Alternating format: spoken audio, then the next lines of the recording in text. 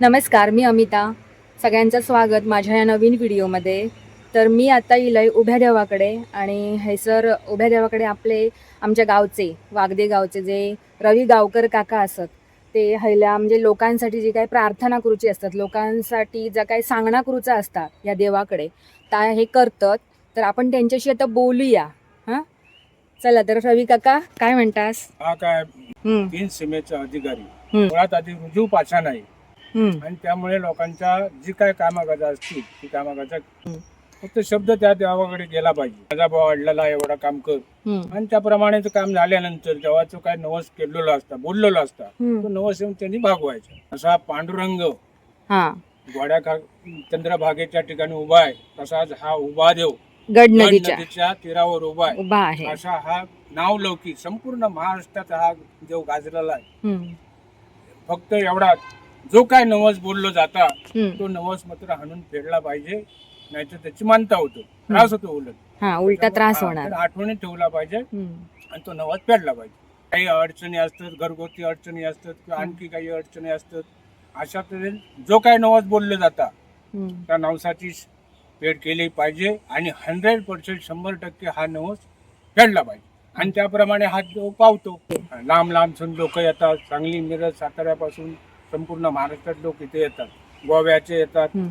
आणि इथे आपली कामकाजा घडून आणतात. साधारणतः ह्या देवस्थान कधीपासून असा लोकांच्या लक्षात येला? आज कमसे कम मका 1200 वर्ष तरी झाली असतील या गोष्टीला. 1200 वर्ष. 1200 वर्ष. हम्म, हा रुजू पाषाण आहे, हम्म, काढून वर आलेला पाषाण आहे. हम्म. लोक आहे सर थांबतात ना, प्रत्येक गाडीवाले असतात ते थांबतात आहे सर, मोठ्या गाडीवाले, आणि त्यासून नमस्कार करून ते जातात. नमस्कार करून जा. रस्त्याला झाले तरी ते रस्त्याला तरी अगरबत्ती लावणार थांबणार. आणि पुढे जाणार. हो. आणि तुम्ही हे सर काय काय करतास? म्हणजे तुम्ही हे सर थांबतास सकाळी किती ते किती थांबतास तुम्ही? मी सकाळी 7 वाजल्यापासून आल्यानंतर झाडलोट करणार, देवपूजा करणार आणि 12:30 पर्यंत इथे असतो. 12:30च्या नंतर 2:30 पासून 5 पर्यंत, 5 ते 5:30 पर्यंत हम्म. हे माझं टाइम. म्हणजे असं म्हटलं जातं की तुमच्या शब्दाक मान असा आहे सर हो. घाडी गावकरांच्या. आठवण ठेवू गो, म्हणजे आठवण आपलं ठेवू. काम झाल्यानंतर विसरायचं नाही हा. थोडक्यात.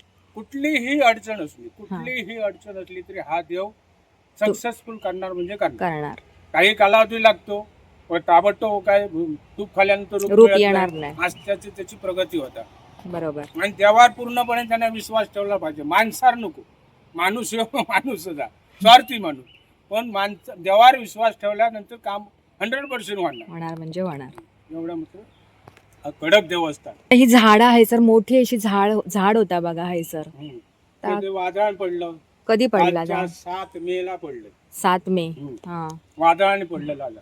इथे आताच. या झाडांना कोयता लाई सारखा नाही, मोडी मोडी सारखं नाही, आणि मोडला तर ते वाट बघून टाकणी. बरोबर. आता हे वादळ पडलेलं आहे झाड, हम्म. मोठं सावली होती. हो, मस्त नाही, सावली आहे सर आणि असायची. ह्या देवा मंदिर नको आहे.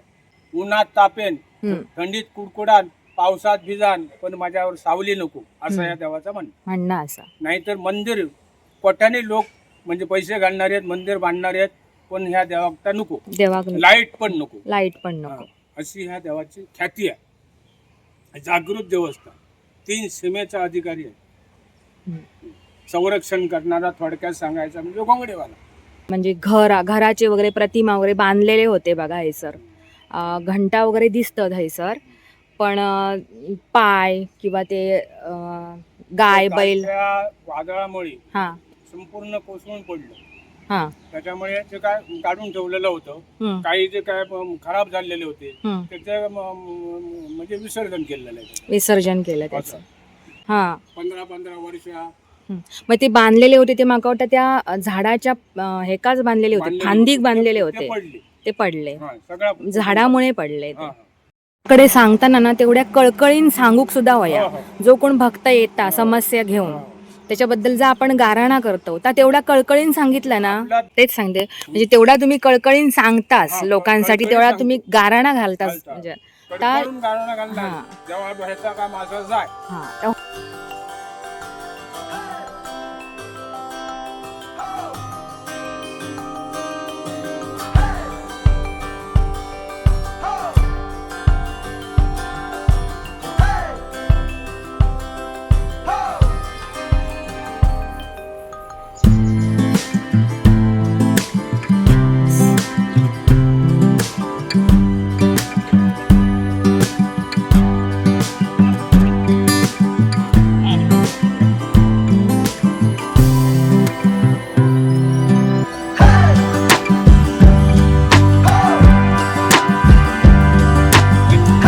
तर ही गड नदी मागच्या अमावास्येक मी इल्लंय ना तेव्हा ह्या गड नदीत अजिबात पाणी कमी होतं म्हणजे पाणी आणि आता वाढलं आहे ह्या पाणी हैसर.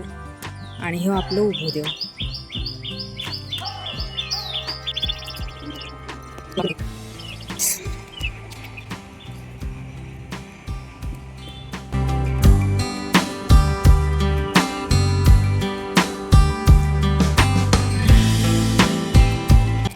तर मुंबई गोवा हायवे लागान ह्या उभ्यादेव देवस्थानाचा ह्यो रस्तो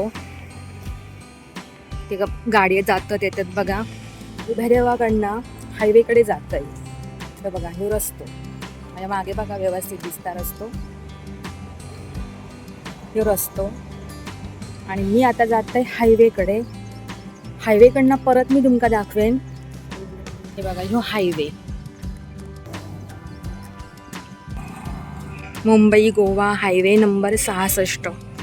तर मंडळी मी आता असं आहे मुंबई गोवा हायवे नंबर 66 वरती हायवे लागना जो उभ्या देवाचा रस्तो असा ना थंयसर मी आता थांबलंय.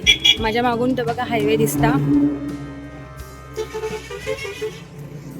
आणि इकडे आपलं उभोदेव हायवे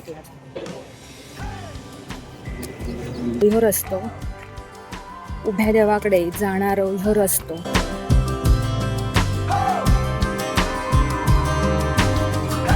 बापरे पावशिलो पावशिलो.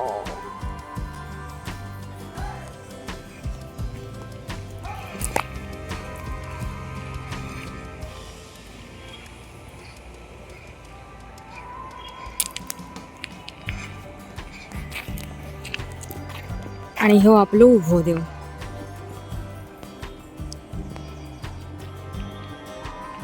आणि ही गड नदी ह्या साईडीन व्हावता ती एकदम उभ्या देवाक लागनाच ही गड नदी असा.